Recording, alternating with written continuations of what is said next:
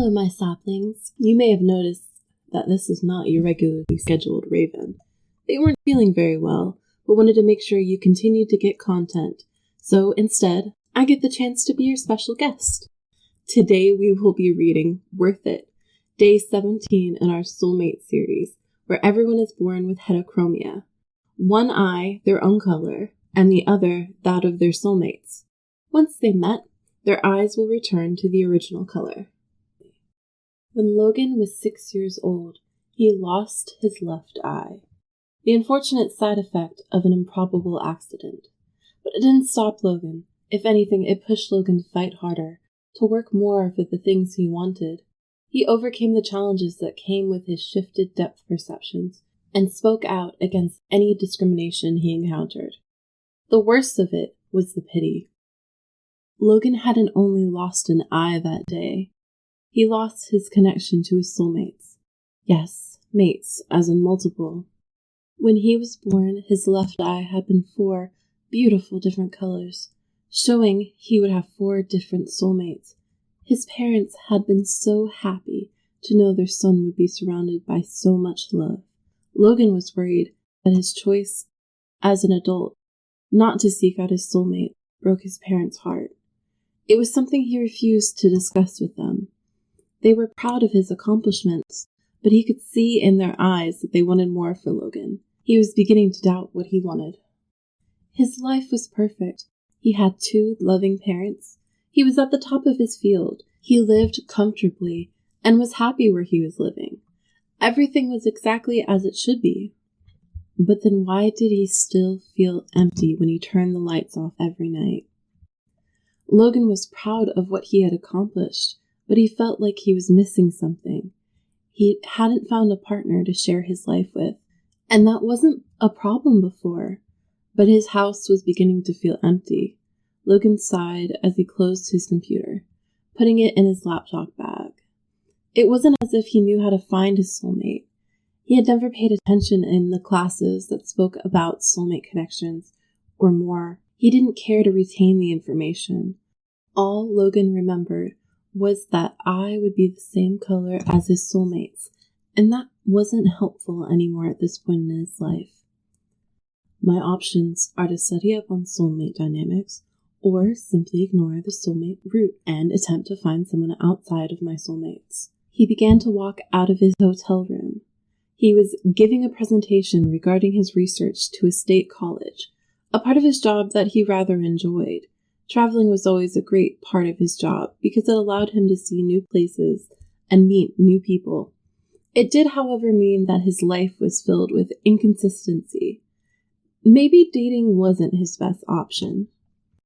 His lecture went over well, and he was thankful that he had intentionally slotted in the time to answer questions, because there had been quite a few questions at the end of the day. The last man to walk up to him was an oddity, if Logan had ever seen one.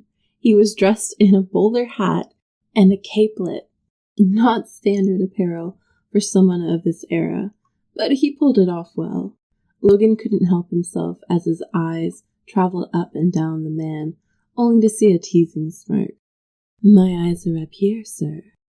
They had to be about the same age, which made the sir feel more like a jab than a compliment.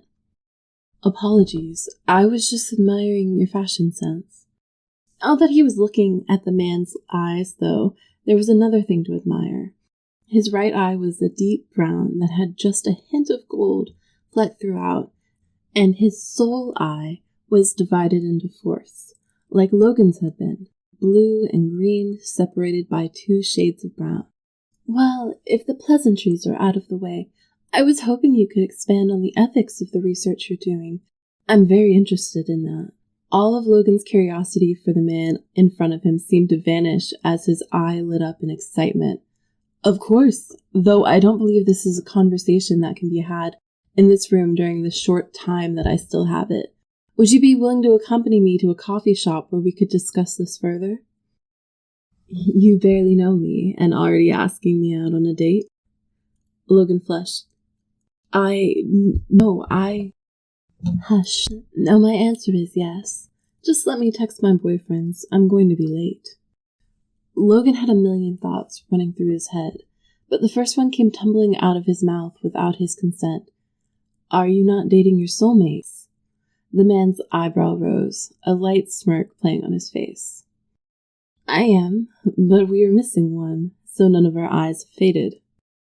Logan wasn't sure how Janice could be certain he was dating the right people, since he had never met his soulmate before.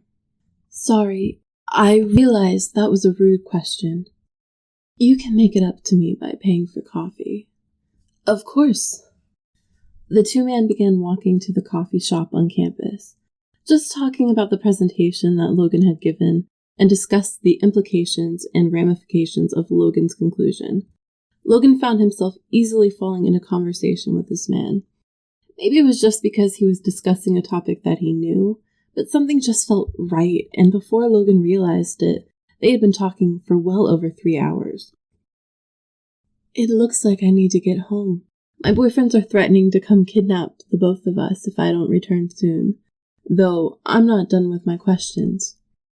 Would you like to join us for dinner?" "I would hate to intrude." "It's not intruding if I offer." Logan thought about it for just a moment before nodding.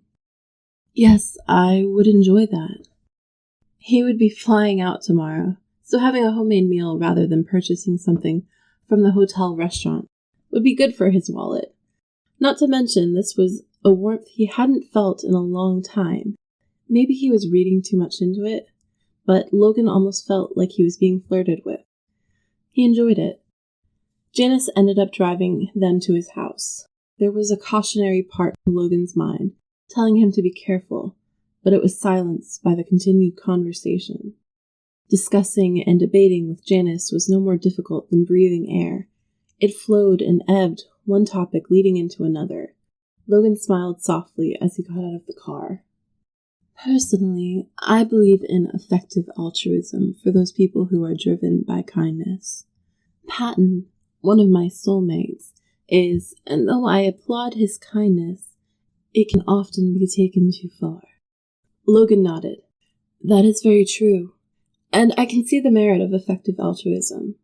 Their conversation had covered many different topics at this point, and they had lost the original train of thought they had been on. Logan was still comfortable with that. He was enjoying their current topic, but he also knew the conversation would probably come to an end as Janice opened the door. "Janice, darling, love of my life, you have kept me waiting far too long."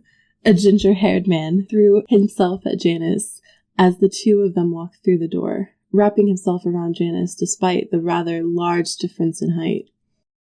"How do you ever cope with my absence, Roman?" Roman let out a fake sob before opening his green eyes to look at Logan, and Logan was immediately lost. It was like looking through the forest, the deep mysteries beneath, and Logan lost any thought that was in his mind. How did both of these men have such beautiful eyes? Did my snake in the garden capture another heart? Be nice, Roman. This is Logan. He was giving the lecture that I attended today. Hello, Logan, Roman said, holding out a hand. It is a pleasure to meet you. Likewise. Logan wasn't sure how he calmed the blush on his face, but he managed and reached out his hand. He expected a handshake, but instead, Roman took his hand and kissed the back of it. Logan's blush came back with a vengeance. Is Janice home? There was a happy voice coming from deeper in the house. A blonde with curly hair and bright blue eyes came in. Hey, we have the same glasses, he said, pointing to Logan's glasses before laughing. Maybe don't crowd him. There was a fourth person walking over, with his eye a deep, deep brown, almost black, and Logan was overwhelmed as he watched the man's soul eye swirl and fade to a color that matched the other. None of them had noticed yet. Their focus on him, and Logan pushed back against the wall. Give me a moment. He put his hand on his face, covering his eye patch. The others began to look at each other, and it dawned on all of them. Roman was the first to speak. My loves, I knew we were destined for one another, and now we have found all of our pieces. Roman went through, kissing each of his boyfriends before reaching Logan, who was still just trying to process everything. Mi amor? Apologies. This is a lot to take in. Take your time, kiddo. I'll go finish dinner. We can eat, talk, and take things slow. Patton's smile was calming, and Logan relaxed a little bit. He was surprised by all of this. He wasn't necessarily against it. He was just a bit overwhelmed. Don't worry, it takes time, but they are all worth it, Janice said, standing by his side, watching Roman and Virgil play fight. Yeah, I can see how they would be. Thank you for listening to our friendly backup voice in the void. Once again, this was day 17 of our Soulmate September series. Worth it. I hope you enjoyed, and I hope you have a wonderful day.